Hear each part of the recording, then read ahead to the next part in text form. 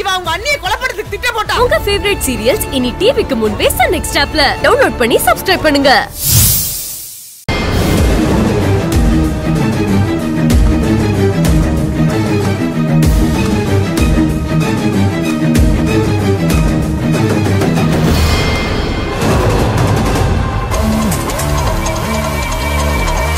மாமா, நான் எங்க இருக்கேன்? ஐயோ அம்மா தாயே, முதல்ல இந்த மாமான்னு சொல்றத நிறுத்து.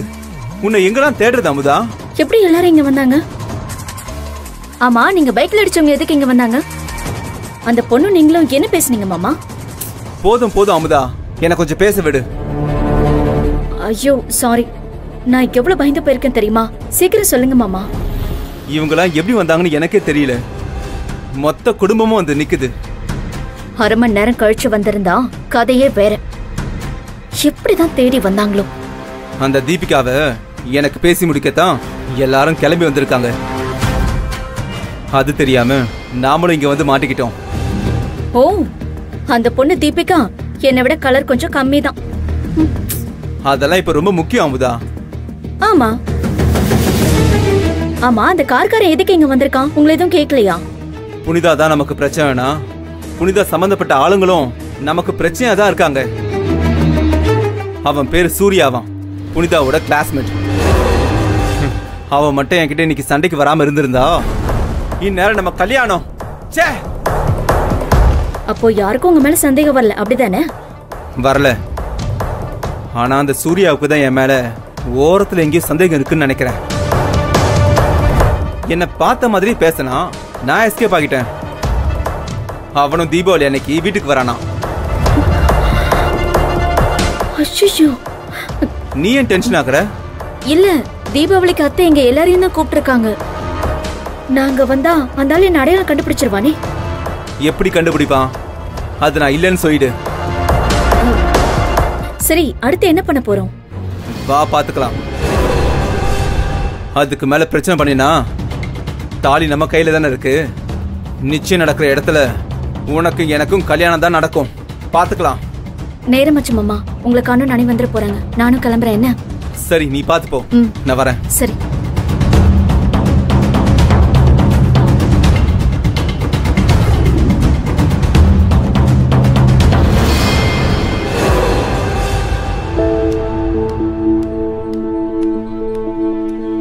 சார், வண்டியில உட்காராம அப்படி என்ன யோசிச்சுட்டு இருக்கீங்க?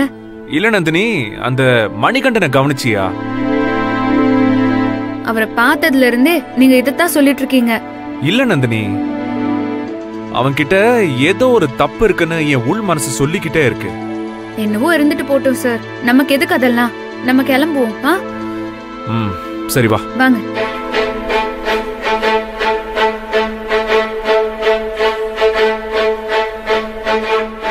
ஏ நந்தினி, 1 செகண்ட். என்ன சார்?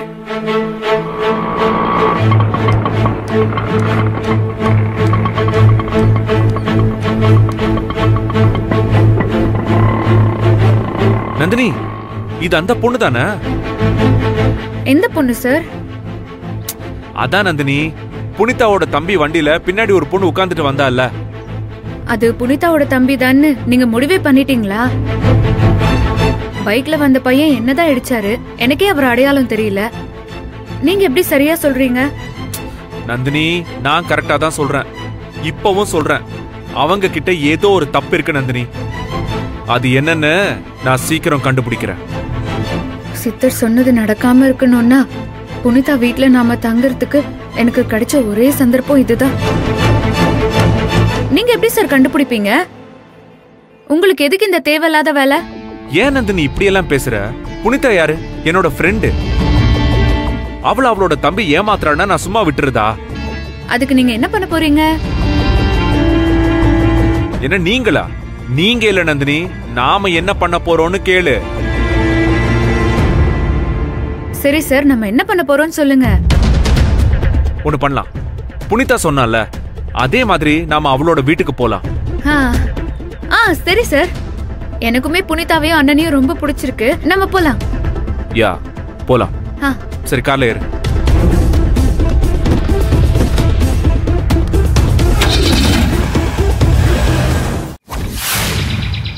மாப்பிள உங்களுக்கு ஓகே தானே? புனிதா, நீ வந்ததுக்கு அப்புறம் தான் இந்த வீட்டுக்கே ஒரு கலையே வந்திருக்கு. என்னங்க இனிமே இவன் தொல்லை தாங்க முடியாதே. சும்மா வாடி, அவன் ஆட்டம் சாதாரணமாவே தாங்காது. இப்ப புனிதா வேற வந்திருக்கால, இனி சலங்க கட்டி விட்ட மாதிரி எல்லாம் ஆடுவான். எப்படியோ மணிகண்டனுக்குன்னு ஒரு பொண்ணை புனிதா புண்ணியத்துல தேடி கண்டுபிடிச்சிட்டீங்க. அடுத்து நம்ம வீட்ல யாழ்னிக்கும் அமுதாவுக்கும் தான் கல்யாணம் ஏற்பாடு பண்ணணும். நீங்க எல்லாம் இருக்கையில எனக்கு என்ன கவலை புனிதா? என் பிள்ளைங்கள நீயும் அண்ணியும் பாத்துக்க மாட்டீங்களா? மணிகண்டன் கல்யாணம் நல்லபடியா முடியட்டும். அடுத்து நம்ம யாழினி கல்யாணம் தான். சும்மா 8 ஊருக்கும் பத்திரிக்கை வச்சு தடபுடலா விருந்து வச்சிட மாட்டேன். மரகதா, முதல்ல மணிகண்ட மாப்பிள்ள கல்யாணம் நல்லபடியா நடந்து முடியட்டும்.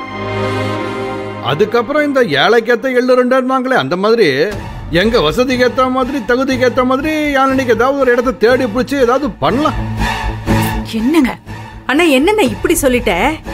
இல்லம்மா, எங்க கதை இருந்துகிட்டே இருக்கும். அதை விடு, இப்ப இருக்கு அதை பத்தி.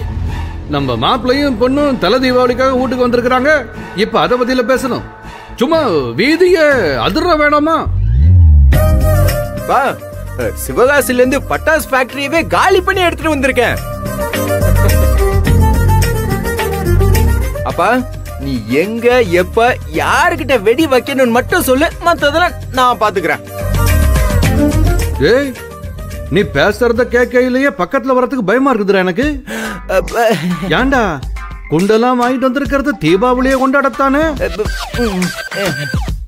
வல்லவா அத்த, இந்த தடவை தீபாவளிக்கு நம்ம வீட்ல யாருமே வெடி வெடிக்க கூடாது. வெடி வெடிக்க கூடாதா? ஏன் எதுக்கு வெடிக்கூடாது? ஏய், என்னடா பேசிட்டு இருக்க?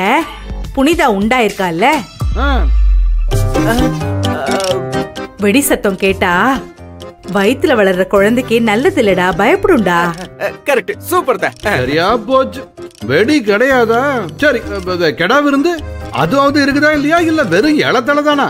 அப்பா சும்மா இருப்பா.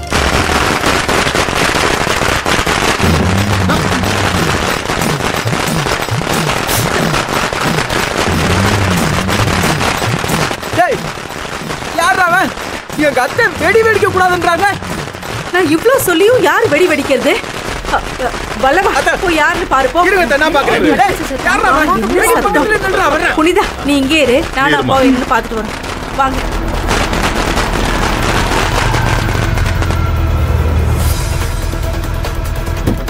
யார் இது?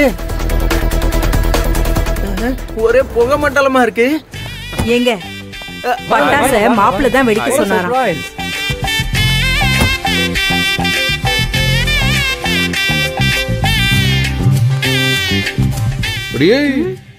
ஆளை பார்த்தா வலுத்த கையா தெரியுதுடி.